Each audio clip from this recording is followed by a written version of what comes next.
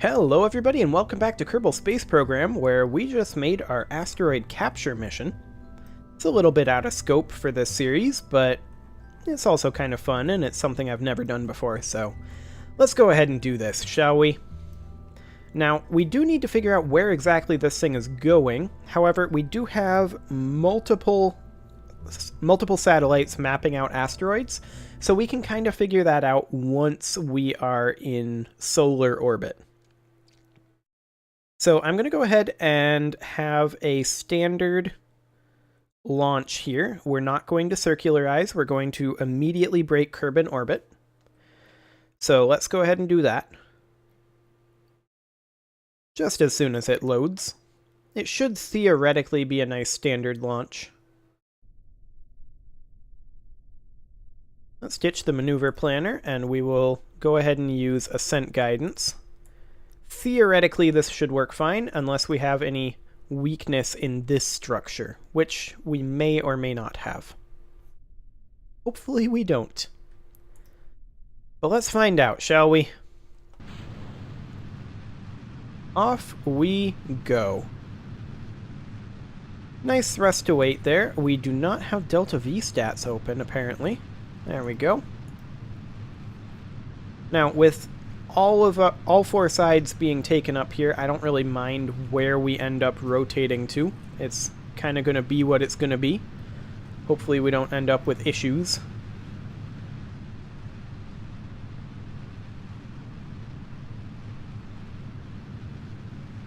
Okay. So we are cruising along pretty quick. I'm just going to rotate us a little bit here.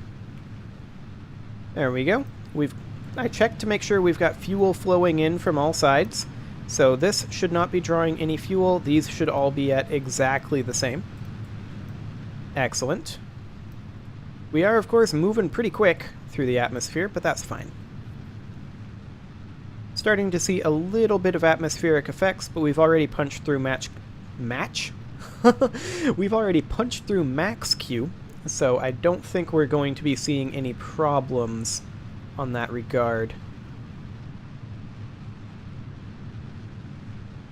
We should theoretically be getting to space with, I think, about 400 Delta V left in our side boosters. Something along those lines. Although I'm not 100% certain that that's going to be the case here. We've, of course, never flown this particular rocket design before. This is a new one. Maybe not. Maybe we don't get there with 400 left. Yeah, that's not going to be the case. This is a little bit heavier of a design, I suppose.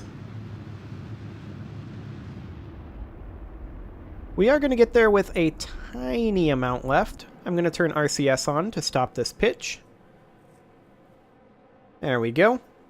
And RCS back off. Fantastic. Let's ditch our fairing. Get out of here, you fairing. Nobody likes you. Excellent. We are skipping circularization, so as soon as we hit space, I'm just going to punch it straight towards prograde. We only have about 2 seconds left to burn in our side stages, but that's 2 seconds more than I was hoping for. So prograde, punch it. Ditch our side stages. Fantastic. Okay. I can't help but notice we're not in prograde, MechJeb. Ah, look at that. See that little bend there? That's why. There's a small weakness here. Exactly what I was afraid of. The bend is happening right here. I think we're still fine. I definitely need to not physics warp. But I think it's gonna hold. In retrospect, I probably should have put some struts here. Because look at that. That's kind of nuts. Oof. Please stop. Please stop that waggling. Okay, let's go ahead and revert this back. I'm going to put the struts on. I should have done that. That is entirely on me. I knew that that could be a weakness. It's going to cause problems later on in that burn. I mean, it's just going to keep getting worse and worse. So realistically, I'm going to go ahead and put in some struts from here. If I can. Apparently I can't. Where are you at, strut? There you are. Come on. I need the strut. Why did it put it over here, I wonder? Okay, let's take this out of here for now. Okay. There we go. Come on. Sheesh. Garbage collection is getting intense. And then, can we do that? No, we cannot. Excellent. So we didn't have a problem until these stages out to the side broke off. So I think what I'm going to do is I'm going to toss a 4-coupled strut, a modular girder segment here, and also here. And then we'll just attach that. Really? That didn't go? Okay, we'll do it from the bottom then to the top. That should connect. Nice. Chewing gum and duct tape. That's the way we like it. Okay, so we should no longer have this significant weakness here. Theoretically. Now, we will have to carry a little bit of extra weight, but it shouldn't be too bad, theoretically. I don't think it'll cut too much in. Now, before we take off, I just want to double check that I removed all of the oxidizer from the nuclear stage. That would be obnoxious if I didn't. So let's see here. Yes, all of the oxidizer is gone. Fantastic. Okay. Well, let's pull up the Delta V stats and the ascent guidance. And off we go. We'll try this again. Theoretically, we should now have significantly more strength here.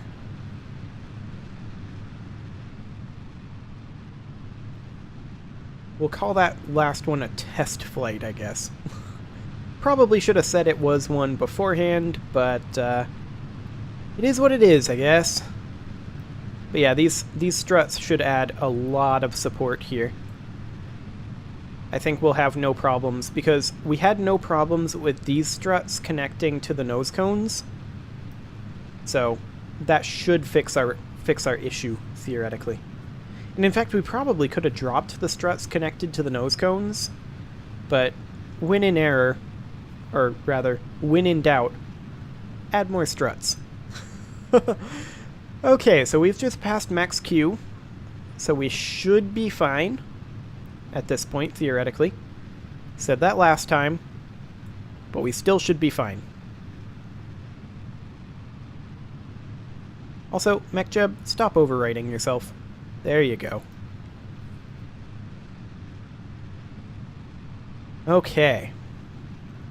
So we've got some nice boosting going on here for another 30-ish seconds before we get to our destination altitude of 100 kilometers. And then we'll just burn straight prograde until we get out. That is the plan. If I can't set an asteroid as target, though, the question is, how am I intended to intercept it? How am I supposed to find out the orbital characteristics? Am I supposed to use the telescope in some way? I don't know. Well, we'll figure that out a little bit later, once we get into a stable orbit here. Okay, I'm going to turn RCS on to stop this pitch. And as you can see, we have slightly less fuel because of the extra weight. And that's to be expected. No more RCS, please. And as soon as we get to space, I'm just going to burn straight prograde.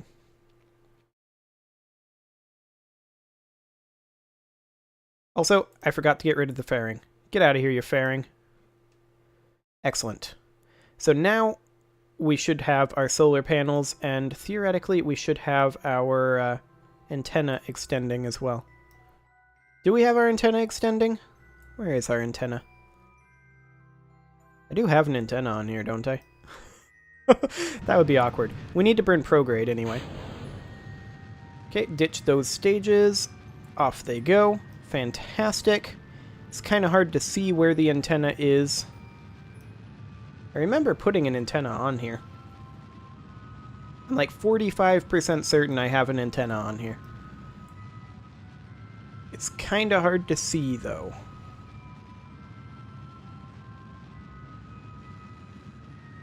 What antenna are we connected through right now? Just our built-in? I think we're connected through our built-in. Ugh. Get out of here, Gigantors. I can't see anything through you. You're not doing any good right now anyway. Just retract them. Okay. Did I seriously forget to put an antenna on this thing? Surely I didn't. I remember putting one on. Like, I explicitly remember it. Oh yeah, it's right here. I see it. Okay, it is extended. Excellent. Okay, let's go ahead and extend some Gigantors. At least 2 of them. One here. And one here. That'll be good for now. And then we'll just push out our apoapsis here. And in the meantime, let's just take a quick look. We do have no Class E asteroids over here. In fact, we currently see no Class E asteroids. Hopeful.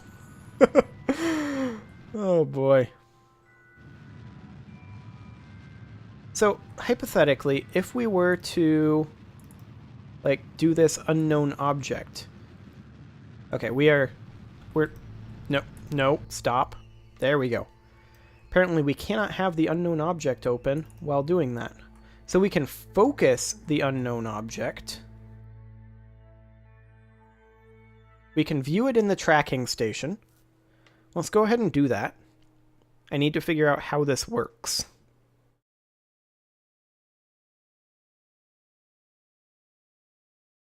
If the tracking station loads. Okay, so we've got this guy. Let's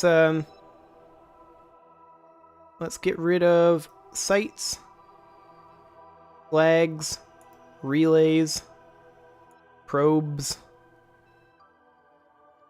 and the ComNet network. Okay, so all we have is unknown object. How do we do anything with that?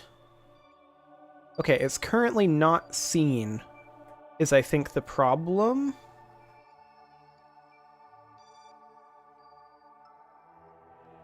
Interesting. Set unknown object as reference. Okay.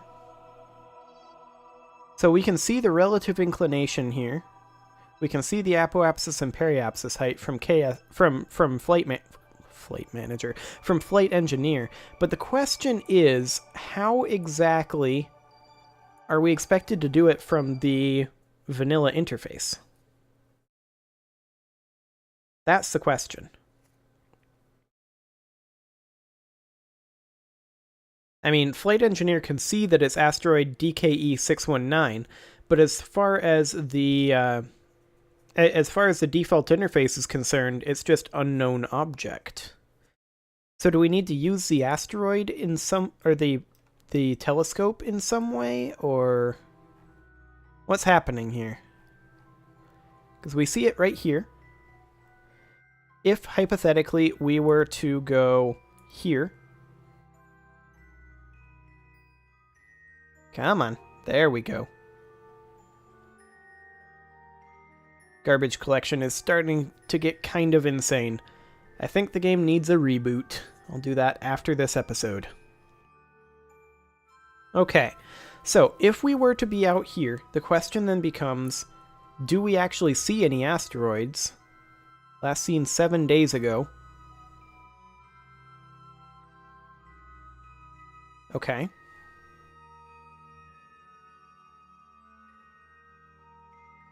So, do we need one that we currently see? And if so, how do we do that? Let's switch to the Sentinel Mark 1 over here and see what we can find. We have our grabber in orbit. We just need to find somewhere we can go. So, log observation data. Do we have to transmit that to get the data?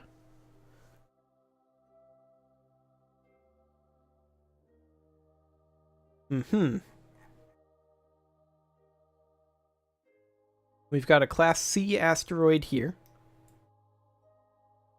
But how do we scan it? Do we need a scanning module in order to actually map it? I don't actually know. Let me look it up. Let's see here. Undiscovered asteroids. Yep, I know that. Go to your tracking station and click an unknown object. You'll be able to track it using the tracking icon in the bottom left-hand corner. Okay, so we just need to find ourselves a nice Class E asteroid and track it.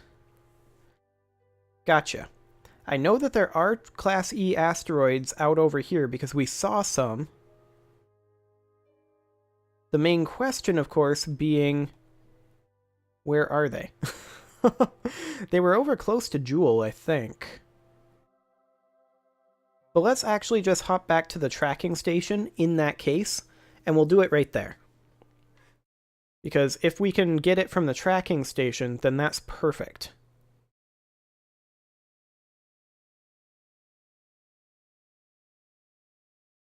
Come on. You can load. There we go. Okay, so we've got ourselves a Class C over here. We can select the Class C, and we can track it. I gotcha. So if we track it... Ah, okay. That's interesting. And of course we can untrack it. Yep, go ahead and untrack it. Fantastic. So let's go ahead and warp ahead a little bit and see if we can't find ourselves a Class E.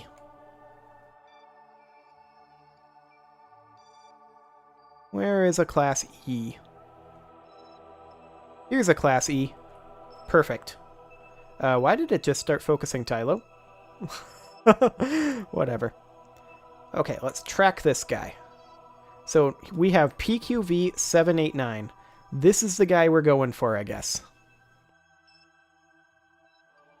So now let's go ahead and fly the grabber. Now that we know where we're going and we have a tracked asteroid that we can go to. That'll be perfect.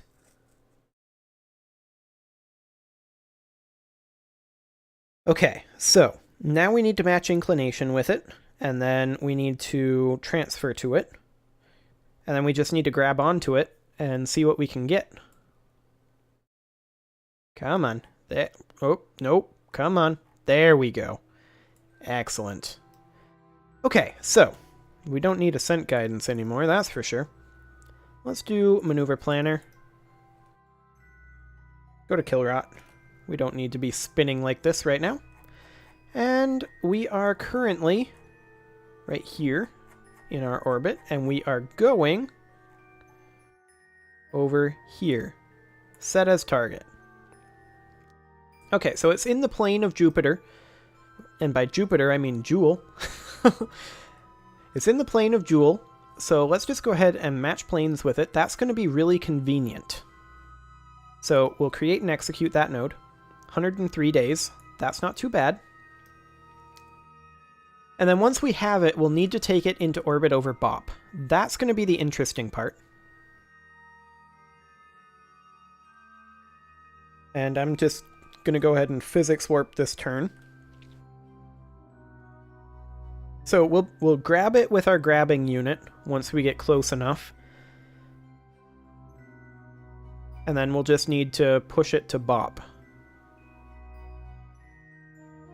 Hopefully, we'll be able to see how much ore it actually has, and we'll be able to make some fuel for our nuclear engines and use that to push it into place.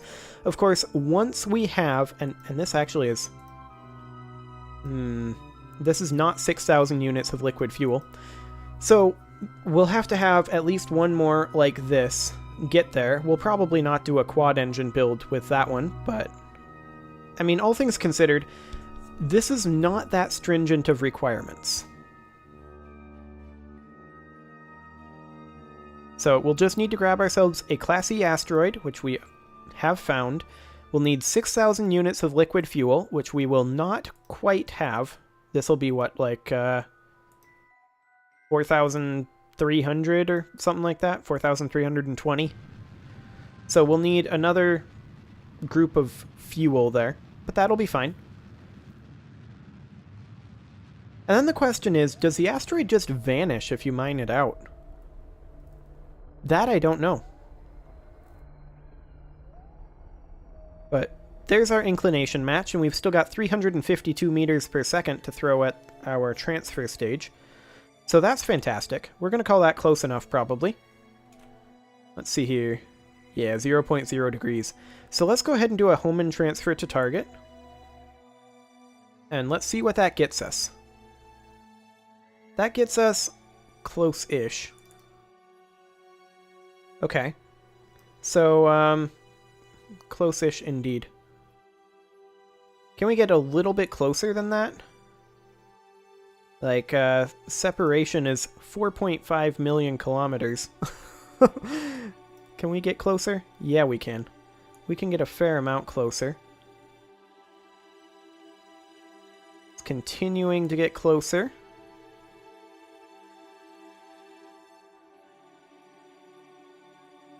And that's starting to get further away again. Okay. So it looks like about 2,250,000 kilometers is about the closest we're going to get here.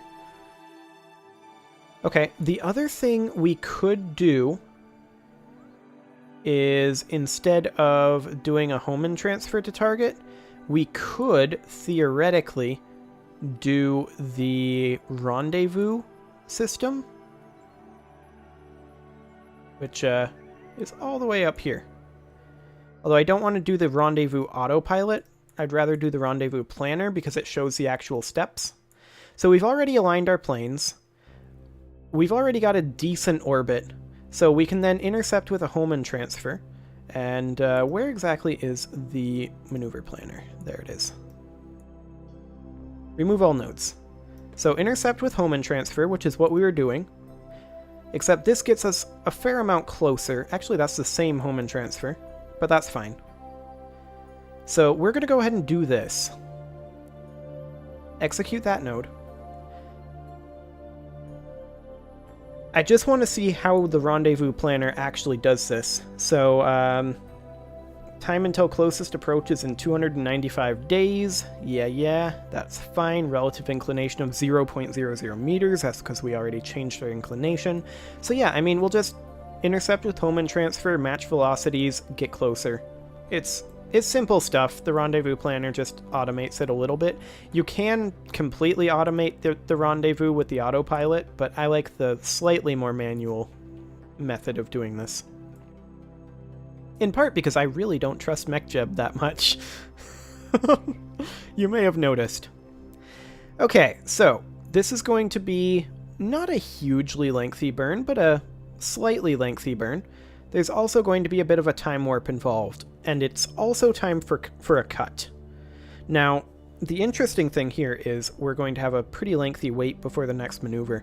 So I think what I'm going to go ahead and do is I'm going to go ahead and put a cut in here, and then next episode we will be in position to match velocities at closest approach. And that is indeed what we will be doing. See you all then.